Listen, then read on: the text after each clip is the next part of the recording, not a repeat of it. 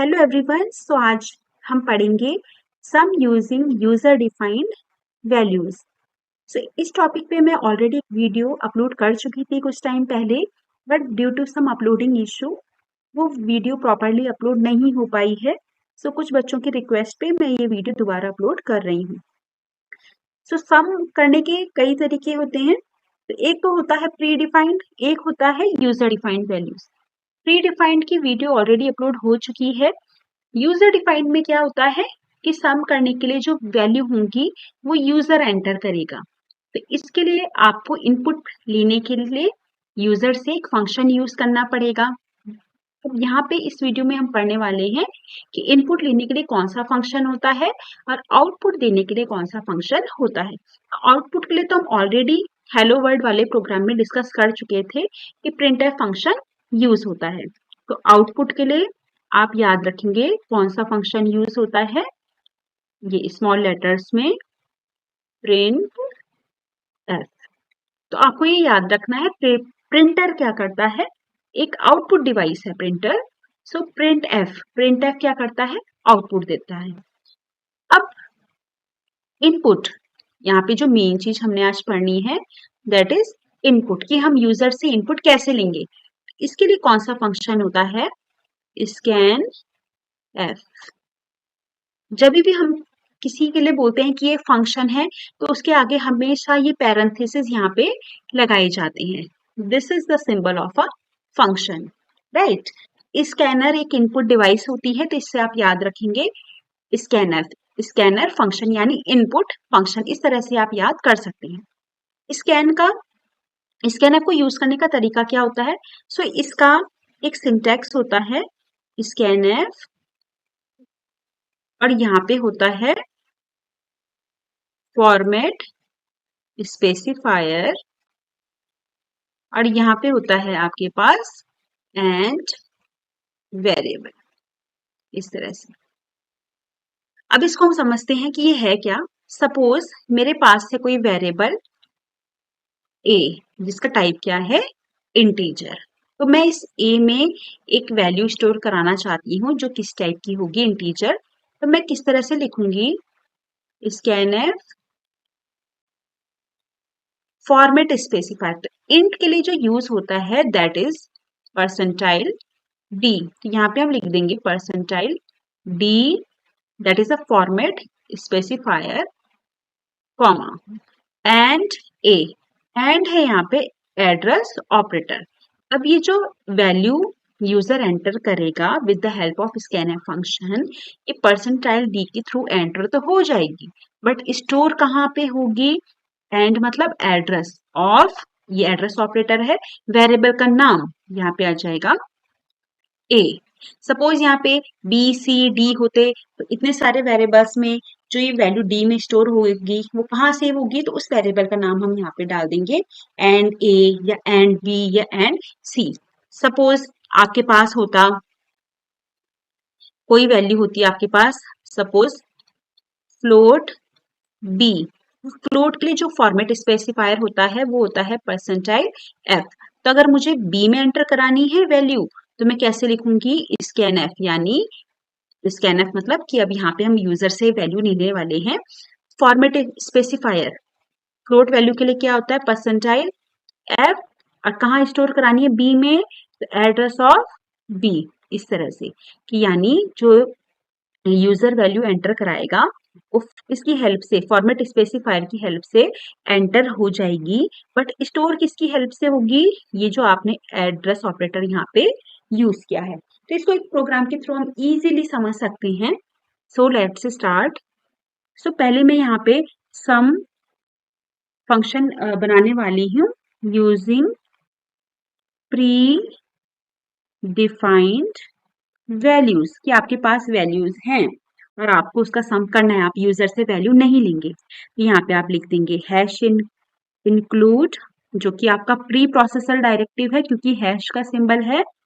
यहाँ पे studio dot H standard input output header file. Now after that main function, then curly braces. So आपको अगर सम कराना है आपको तो मिनिमम 2 नंबर की रिक्वायरमेंट होगी। तो 2 वेरिएबल लेंगे और एक तीसरा भी चाहिए होगा जिसमें हम सम को स्टोर करेंगे। सो मैं इंटीजर्स ले रही हूँ यहाँ पे इंट। अब मैं प्री डिफाइंड है तो मुझे पहले से वैल्यू बतानी पड़ी। Int a is equal to suppose मैं ले रही हूँ 2, b इज इक्वल टू मैं ले रही हूँ 3 और सम नाम का मैं एक वेरिएबल ले रही हूँ यहाँ पे जो इनका सम स्टोर कराएगा। अब सम कितना होना चाहिए? Sum is equal to a plus b, right. अब मुझे सम को प्रिंट कराना है, प्रिंट एफ। अब इसको फंक्शन है तो इस तरह से लिखा जाएगा, this is for output now. इसके अंदर हम जो भी लिखेंगे वो एक स्ट्रिंग होगा। स्ट्रिंग हमेशा इन्वर्टेड कॉमा के अंदर लिखा जाएगा। इसके अंदर आप जो भी लिखेंगे वो एज इट इज प्रिंट होता है। कंपाइलर उसमें कोई भी आपकी स्पेलिंग चेक वगैरह कुछ भी परफॉर्म नहीं करता है, वो एज इट इज प्रिंट हो जाएगा। तो यहाँ पे मैं लिखूंगी सम इज, अब मैं सपोज इसका सम यहाँ पे स्टोर करना चाहती हूँ तो देखिए इसको कैसे लिखते हैं। मैं सपोज लिखना चाह रही हूँ, यहाँ पे मैं लिख लेती हूँ, मैं इस तरह से लिखना चाह रही हूँ सम इज 3 और 2 कितना आना चाहिए 5, राइट। अब देखिए सम इज 5, 5 क्या है आपका इंटीजर। इंटीजर के लिए फॉर्मेट स्पेसिफायर अभी कौन सा बताया था, परसेंटाइल डी। अभी परसेंटाइल डी यानी एक इंटीजर यहाँ पे आएगा। अब ए भी है आपके पास, बी भी है और सम भी है, 3 चीजें हैं। तो आपको यहाँ पे किसकी वैल्यू चाहिए, तो आप लिखेंगे कॉमा सम, यानी यहाँ पे क्या हो जाएगा सम इज परसेंटाइल डी, इंटीजर आएगा बट किसकी वैल्यू, सम की वैल्यू। और इसको मैं यहाँ पे कर दूंगी क्लोज। अब मैं इसको यहाँ पे सेव करूंगी और इसको मैं यहाँ पे कंपाइलर रन करूंगी and you will see sum is 5, right. तो यहाँ पे हमने, this is a predefined program for sum. यहाँ पे आपने पहले से बताया है कि आपके पास नंबर्स हैं, इनका वैल्यू इतनी है और आपके पास सम ऑलरेडी कैलकुलेट होके आ गया है, राइट। तो यहाँ पे जो ये प्रिंट है फंक्शन है, तो सपोज यहाँ पे मैं देखिए सम इज परसेंटाइल डी, यहाँ पे आपको पता है परसेंटाइल डी लिखा है तो इंटीजर प्रिंट होगा, बट मैंने सम के बदले सपोज यहाँ पे ए लिख दिया, ए। तो अब देखो क्या प्रिंट होने वाला है, कंपाइलर रन 2, राइट। और अगर मैं यहाँ पे लिख देती हूँ बी तो कितना प्रिंट हो जाएगा यहाँ पे 3।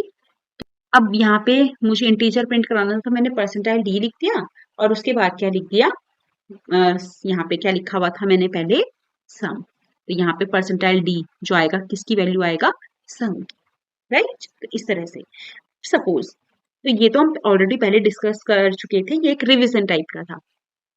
अब मैं चाहती हूँ एक प्रोग्राम बनाना फॉर यूजर डिफाइंड वैल्यूज, कि यहाँ पे जो वैल्यूज होगी वो यूजर एंटर करेगा, राइट। तो देखिए मिनिमम 2 नंबर्स आपको चाहिए होंगे। सो फिर से इंट ए बी और एक मैं ले लेती हूँ सम।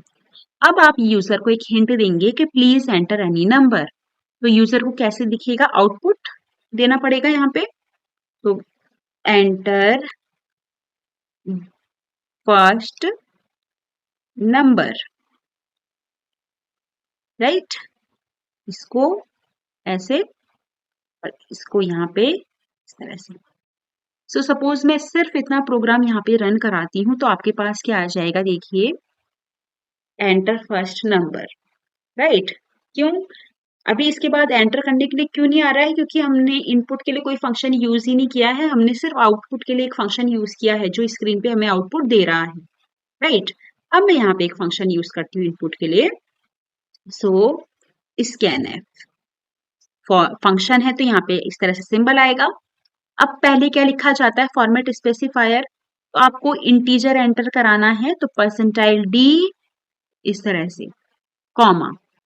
सो इंटीजर तो यहाँ पे एंटर हो चुका है, बट स्टोर किसमें होगा, आपके पास 3 इंटीजर हैं फिफ्थ लाइन में, ए बी और सम। तो मैं ए में चाहती हूँ तो यहाँ पे मैं लिख दूंगी कि किसके एड्रेस पे जाए, ए के एड्रेस पे, राइट।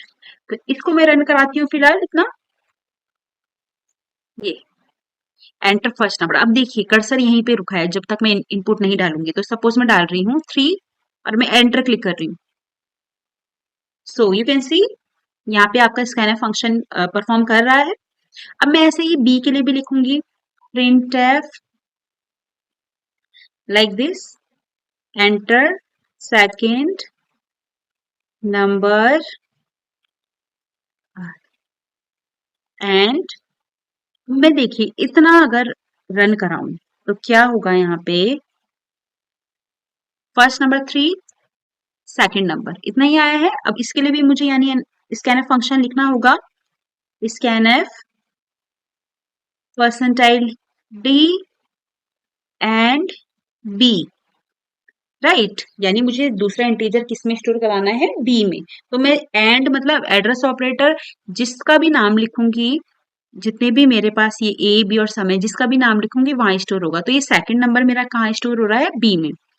अब मैं यहाँ पे लिख कर दूंगी sum is equal to a plus b. Computer तो आपका सम यहाँ पे 10th लाइन में कैलकुलेट कर देगा, बट आपको यूजर को यहाँ पे आउटपुट देना है।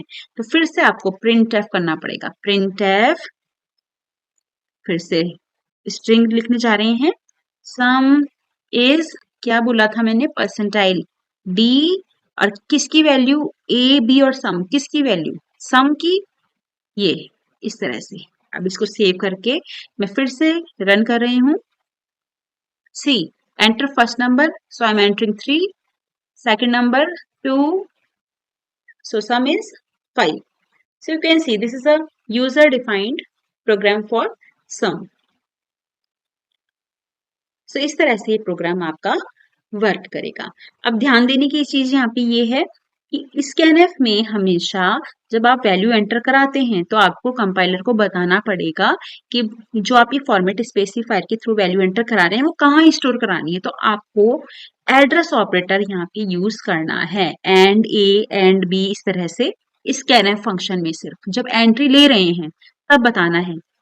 बट ये कई बच्चे यहाँ पे आउटपुट के दौरान भी यहाँ पे एंड ऑपरेटर यूज करते हैं, तो यहाँ पे हमें बताने की जरूरत नहीं है क्योंकि यहाँ पे तो हम सिर्फ वैल्यू प्रिंट कराना चाहते हैं, राइट। तो यहाँ पे आप ध्यान रखेंगे एंड ऑपरेटर सिर्फ स्कैनफ में आएगा, ठीक है। लाइक कि सपोज आपके यहाँ कोई आ रहा है तो आप उसको बताएंगे कि आपको यहाँ पे जाना है, राइट। तो इस तरह से स्कैनफ में ही सिर्फ एड्रेस ऑपरेटर का यूज किया जाएगा, प्रिंटफ के दौरान नहीं किया जाएगा।